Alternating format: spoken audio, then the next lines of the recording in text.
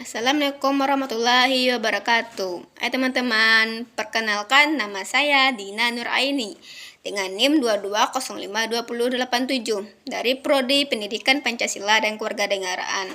Di sini saya akan menjelaskan tentang administrasi dan manajemen serta tentang apa itu profesi. Baiklah, pertama-tama sekali saya akan menjelaskan apa itu definisi administrasi. Definisi administrasi menurut Usman ialah suatu proses sumber daya 7M tambah 1I, yakni man, money, methods, mekanis, marketing, material, dan minus tambah informasi yang untuk bertujuan secara efektif dan efisien. Tidak satu pun di antara 7M ini yang sangat butuh pengolahan ketika 7M tambah 1I ini dikelola agar sumber daya itu menjadi efektif dan efisien, dan agar dapat memudahkan dan membantu pemimpin ataupun manajer untuk mencari tujuannya atau mendapatkan tujuannya. Selain itu, administrasi ini ialah untuk melayani, membantu, memenuhi seseorang. Administrasi ini bertujuan untuk memberi pelayanan prima.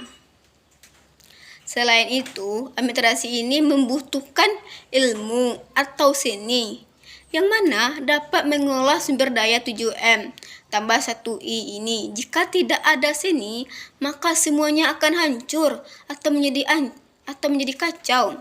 Karena seni tersebut dapat memberikan sentuhan dan nyaman dan juga indera atau membuat kita bisa menjadi tertata ataupun disiplin dalam melakukan apapun. Selanjutnya, persamaan dan perbedaan antara administrasi dan manajemen.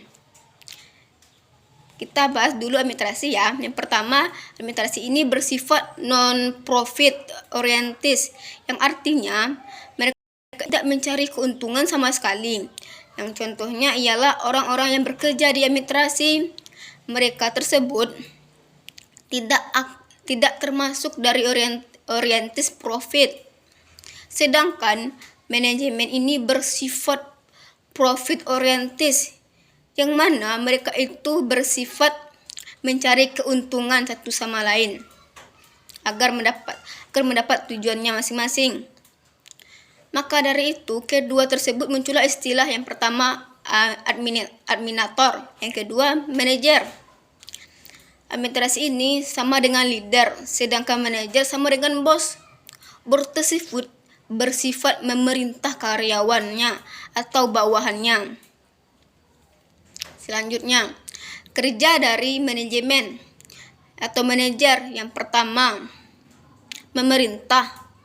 Yang bersifat manajer ini memerintah bawahannya atau karyawannya. Yang kedua, berkuasa. Manajer ini berkuasa dalam hal apapun atau pekerjaan apapun. Yang ketiga, menciptakan rasa. Yang keempat, dia cenderung berkata saya. Yang kelima, suka menyalahkan.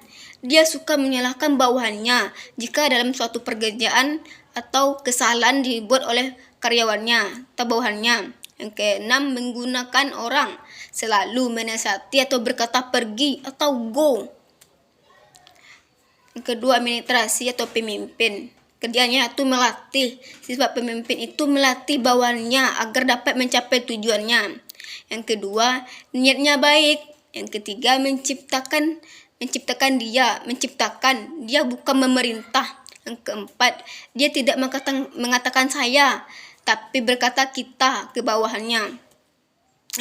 Kelima, memecahkan masalah. Dia selalu memecahkan masalah, tidak suka memerintah bawahannya dan tidak suka bersifat sewenangnya kepada bawahannya.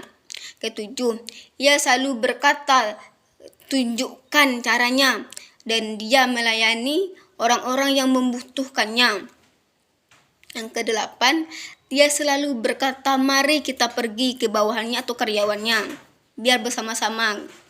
Selanjutnya, tujuan dan manfaat dari administrasi pendidikan. Yang pertama, terwujudnya HPBM dan PKPMB.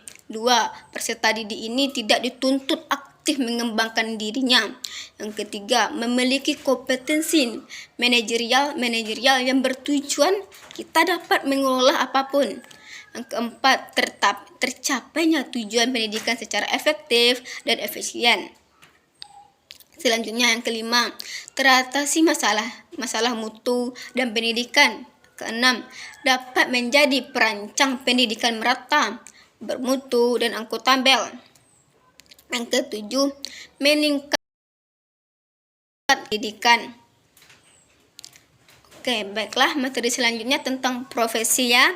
Profesi ini menurut arti profesi bermasalah dari bahasa Inggris yang artinya mengakui adanya pengakuan yang menyatakan mampu kita dapat melakukan suatu pekerjaan. Sedangkan secara terminologi, profesi ini berarti suatu pekerjaan yang mempersyaratkan pendidikan tinggi sebagai pelakunya, yang ditekankan pada pekerjaan serta pekerjaan mental yang adanya persyaratan pengetahuan, berarti sebagai instrumen untuk melakukan pembrutaan.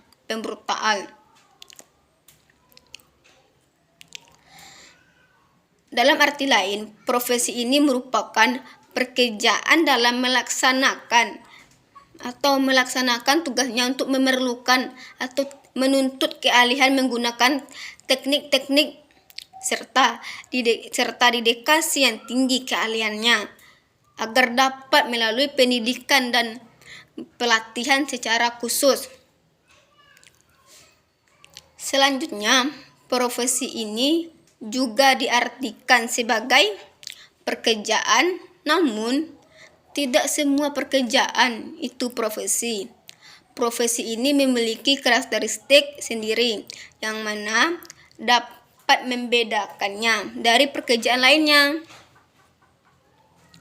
Baiklah, selanjutnya ciri-ciri dari profesi tersebut. Yang pertama, profesi ini memiliki fungsi dan signifikansi sosial bagi masyarakat. Yang kedua, profesi ini menuntut keterampilan tertentu diperoleh melalui proses pendidikan dan juga mencakup atau cukup yang dilakukan oleh lembaga pendidikan tersebut, yang dimana secara akuntabel atau dapat dipertanggungjawabkan oleh seseorang tersebut. Ketiga, profesi ini didukung oleh suatu disiplin ilmu tertentu. Yang keempat, kode etik. Kode etik ini penting ya teman-teman, sebagaimana pedoman perilaku anggota yang jelas tegas terhadap pelanggaran kode etik tersebut. Salah satu contohnya lah guru dan dosen, yang merupakan guru dan dosen tersebut memiliki tanggung jawab atas kode etik atau memiliki kode etik dari pekerjaannya tersebut. 5. Sebagai konsekuensi diri pelayanan dan prestasi yang diberikan kepada masyarakat, maka anggota profesi ini secara perseorangan atau kelompok memperoleh imbalan finansial. Baiklah, selanjutnya kita akan membahas tentang istilah profesi yang sering muncul bersama. Yang pertama, profesional yang mempunyai dua makna. Yang pertama, mengacu pada sebutan tentang orang mengandung suatu profesi. Yang kedua, mengacu pada sebutan tentang penampilan atau mengacu tentang penampilan seseorang dalam mewujudkan untuk kerja sesuai dengan profesinya masing-masing.